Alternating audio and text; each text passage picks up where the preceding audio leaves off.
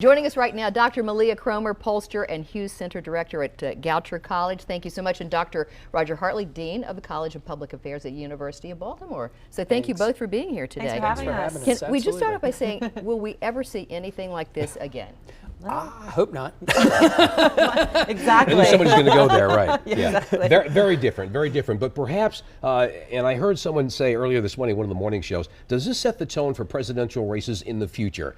Since we've gone there with the Twitter wars and the nastiness and the divisiveness and what have you, is that what Americans have come to expect from in the future? So I think it's really set the tone on how candidates deal with the media going forward. I think Donald Trump was readily available to the media at every waking moment during the primary election. It got him a ton of earned media. And I think for now on, presidential candidates, particularly those who are not that well known, will start embracing more than shying away and being scripted. Yeah, so it's almost you can't turn it back once you've turned it on, right? Nope. Wow. Yeah. Wow. What do you think, Raj? And I think we're seeing something really big and really somewhat unusual here that only happens generationally. I think we're seeing the beginning of what's a political realignment for the two political parties, particularly the Republican Party. And I think the divisiveness that we're seeing and a lot of the real hardcore fighting is coming from a group of people that are trying to hold on to power right now, and they're seeing things change massively and quickly in the United States. That's why I sort of kind of thought, I hope not in the future, but what I really meant by that when I said that is that I really think that this is unusual. Although what Malia says about the media and how people use the media is really insightful and right on. Do you think this is going to be a very late, very tight race, or do you think it's going to possibly be called earlier? I've heard both sides of that today. Well, from my perspective, we actually had a poll at the University of Baltimore going as to when they would call it, and I would say most of the answers were in the 10:30 range. Oh, really? I had predicted 10 o'clock because Wow. I think there are some big things that are going to happen early that might lead some of the networks to call it a little bit early, but then there's some big states that could stay out there for a while. Yeah. Sure, and Roger and I actually have North Carolina history, and Yeah. so that is really the big state to watch. If North Carolina gets called early, a state that both of us have lived in the past, that's a state with those changing demographics that are really going to change electoral politics in the future. We have a large proportion of African Americans and a growing Hispanic population, and that is really the key population to watch in this election cycle. Take a look at those exit polls. As goes the Hispanic population, so might go this election. Yeah, and Florida, I mean, I've heard people And say, Ohio. you know, without Yes. Florida, Trump simply cannot win, that he must get Florida. Absolutely. We'll hear about Ohio, we'll hear about Florida. Yes. Now, how tight those races are might lead it to stretch out until we need to hear about Nevada, which has to go in Trump's column to win as well. But I agree with Malia. If North Carolina closes out fast, we're really looking at the end of the election and a new President Clinton at that point. But there's a lot of other things that could happen along the way. Roger, you mentioned sort of a repositioning or reposturing of the Republican Party. When you look down from the presidential race to all the races below that, Republicans running for seats that traditionally go to Democrats. Right here in our state, we have Kathy Szeliga and Chris Van Hollen. This is a heavily Democratic state. She feels she has a shot. So it really remains to be seen. So our poll, the Goucher poll, really showed that really large 30-point gap between her and Chris Van Hollen. I do think she's made some inroads in the last few weeks, but whether that's enough, given the top-of-the-ticket strength of Hillary Clinton in this election cycle, really remains to be seen. But the larger picture, thinking about Kathy Szeliga, is the role of Republican women in future Republican politics. Now, we have a race to watch, certainly in New Hampshire, where Kelly Ayotte, who is considered a rising star of the Republican Party, might actually lose her seat to Maggie Hassan. So that's a really big race to watch in New Hampshire. Yeah, and a lot of people think Kathy Szeliga is kind of positioning herself for years to come. Yeah, we are hearing about things like that for sure, and I think Malia and I the other night were talking about this.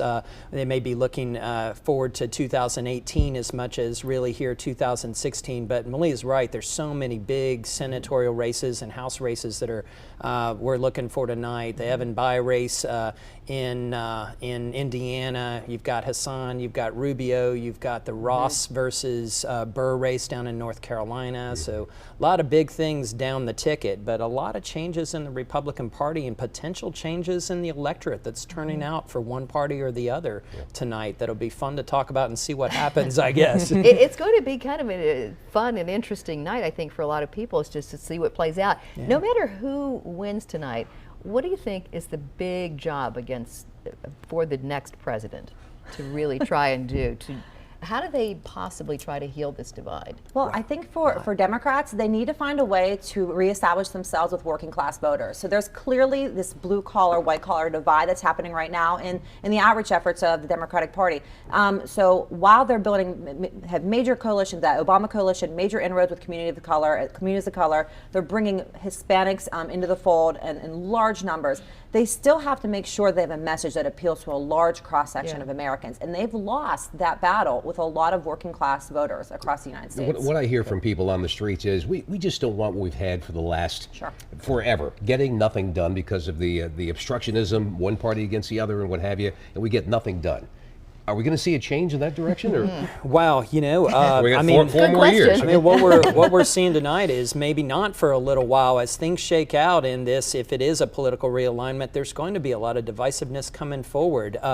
Perhaps the Senate could shift to Democrats tonight, perhaps not. That would lead to a little bit of unification, but it'll still be a divided Senate and not one that is filibuster proof. So they can drag things out. But then the other thing that's interesting is, will there be a war between Republicans in the House of Representatives over Speaker Ryan's position versus conservatives in the party? There's a lot of things that could play out here. And again, the shifting coalitions. Do business Republicans stay with the Republican Party of new, or do they shift towards Democrats?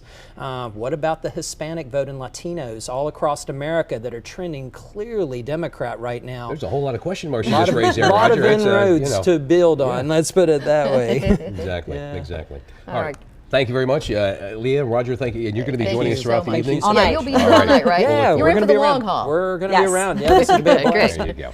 Thank you both. Thank well, you. as for the U.S. House of Representatives, here's a look at some of the races on the ballot in our viewing area. In District 1, Republican incumbent Andy Harris will look to hold against Democratic challenger Joseph Werner. District 2 features Democratic incumbent Dutch Ruppersberger and Republican opponent Pat McDonough. And Democratic incumbent John Sarbanes and the GOP's Mark Plaster square off in District 3. Democrat and incumbent Elijah Cummings faces Republican challenger Corrigan Vaughn in District 7. And when the polls close and, of course, the results start to come in, keep it here on 11 News and open the WBAL TV app. They'll be updating the election results and showing the returns right down to each county here in Maryland. It's all on the WBAL TV app and the new WBALTV.com.